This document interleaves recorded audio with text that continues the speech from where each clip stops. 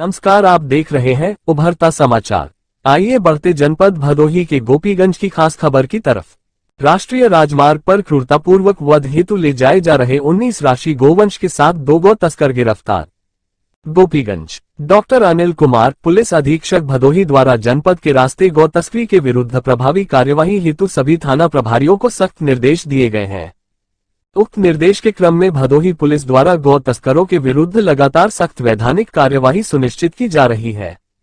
दिन शनिवार को थाना गोपीगंज पुलिस टीम द्वारा मुखबिर की सूचना के आधार पर राष्ट्रीय राजमार्ग पर गोपपुर के पास से कंटेनर ट्रक वाहन में क्रूरतापूर्वक वध हेतु ले जाए जा रहे कुल -19 राशि गोवंश साठ के साथ 2 पशु तस्करों अनवर पुत्र मुनव्वर निवासी अलादपुर थाना मंडेर जनपद मुरादाबाद उम्र करीब 35 वर्ष, सरफराज पुत्र इरफान निवासी करौला थाना कटघर जनपद मुरादाबाद उम्र करीब 40 वर्ष को गिरफ्तार करने में सफलता प्राप्त हुई है।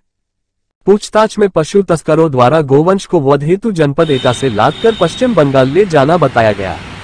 उक्त गिरफ्तारी बरामदगी के संबंध में आरोपियों के विरुद्ध अंतर्गत धारा गोवध निवारण अधिनियम व 11 पशु